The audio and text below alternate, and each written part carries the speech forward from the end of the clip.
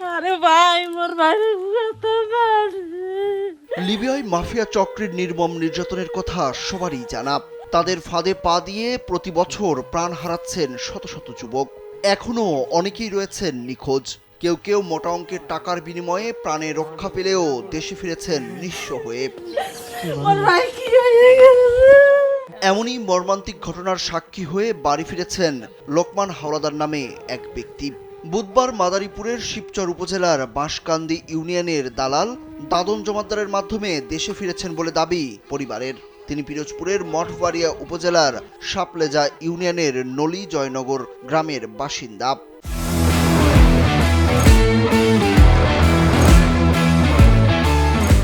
আমার এত মারা মারছে, আমার পিঠ পচিয়ে গেছে। আমি গেঞ্জি খুলে দেখাবো, আমার পিঠ পচিয়ে গেছে। শেষে আমি সহযোগ করতে না পেরে বলছি তাহলে আমার সন্তান বেঁচে এলো। আমার টাকা গুছিয়ে দিতে পারতেছে না। কইছি যদি সন্তান বেঁচে যদি আমার ছাড়ার লাগে তাহলে আমার ছাড়াই। আমার এরা কোনো কাজে টাকা পয়সা গুছিয়ে ছাড়াইতে পারে না। বিভিন্ন জায়গায় ভিক্ষাবৃত্তি করছে, এই বাজারে বাজারে চাঁদা কালেকশন করছে, বহুত কিছু করছে। মানুষের সাহায্য সহযোগিতা নিয়ে তারপর আমার ছাড়াইছে। লিবিয়া ফেরত লোকমান হোসেন জানান শাহ আলম নামের একজনকে 3.5 লাখ টাকা দিয়েছিলেন বিদেশ যাওয়ার জন্য, কিন্তু শাহ আলম তাকে বিক্রি করে দেয় অন্য এক দালালের কাছে। তারপর লিবিয়া থেকে ইতালি যাওয়ার জন্য শুরুতে 10 লাখ টাকা দেন তিনি, কিন্তু ইতালি না নিয়ে গেম ঘরে আটকে দিনের পর দিন নির্যাতন করে দালাল চক্র।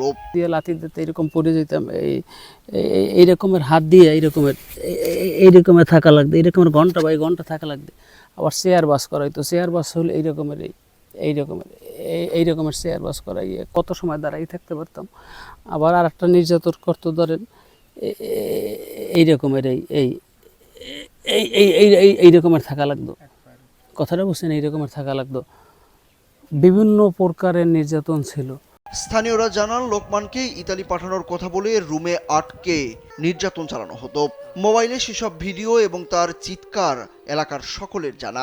পরিবারের সবকিছু বিক্রি করে আজ তারা নিঃস্ব। নির্যাতনের শিকার হয়ে দেশে যে ফিরে আসছে, ফিরে আসার পরে এখন সে বর্তমানে অসহায়। তার এই যে বর্তমান যে বিটে বাড়ি, এটাও বন্ধক রাখা, কিছুদিনের মধ্যে রেজিস্ট্রি দিতে হবে এবং তার কর্মসংস্থান তো নেই। কুচক্রের মহলে পরিণত হন একটা সর্বশান্ত নিঃস্ব হয়ে গেছে। কিচ্ছু নাই, জায়গা জমি যা হলে বিক্রি করে ফেলাইছে।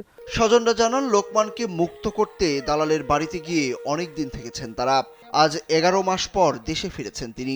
বেঁচে আছেন কিনা সেটাও জানা ছিল না পরিবারের। আলহামদুলিল্লাহ, আমরা লাখ কোটি শুক্রিয়া, যেহেতু আমি যা চাইছি তার চেয়ে আমি বেশি কিছু পাইছি। কারণ আমি আশা করি নাই যে আসলে আমি এতটা সময়ের ভিতরে আমরা এরকমের পারবো, আমরা কোনোদিন আশা করি নাই। তা আমি আল্লাহর কাছে লাখ কোটি শুক্রিয়া আদায় করতেছি যা পাইলাম। সব খোঁজ আমার ছেলেকে পাইছি। এখন আমার ছেলেকে খুব সেই চিকিৎসার দরকার। কোনো কাজ বাজ করে খাইতে পারবে না। আমার কিছুই নাই, বিটে বাড়ি কিছুই নাই। আমার 3টা নাতি কি খাইবে, হাও কোনো খাদ্য নাই ঘরে।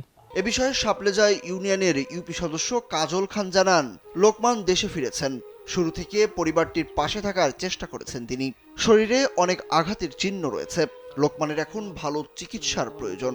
বাড়ির যে পারিবারিক বাসা এই যে আছে, এদের তো আর্থিক অবস্থা কিছুই নেই, সব বিলীন হয়ে গেছে। এই বিলীন যেভাবে হোক, হয়তো যদি পাওয়ার কোনো কায়দা থাকে, সহযোগিতা থাকে, এইটা সবাই একটু যেন সাহায্য অনুভূতি করে। নির্যাতনের বর্ণনা দিয়ে লোকমান হোসেন জানান প্রতিদিন রাতে পরিবারের কাছে ইমোতে ভয়েস পাঠিয়ে মুক্তিপণ দাবি করা হতো। সেখান থেকে মুঠোফোনে ভয়েস পাঠিয়ে বাঁচার আকুতি জানাতেন লোকমান। যখন পরিবার টাকা জোগাড় করতে পারেনি তখন 3 সন্তান বিক্রি করে হলেও বাড়ি ফেরার আকুতি জানিয়েছিলেন তিনি।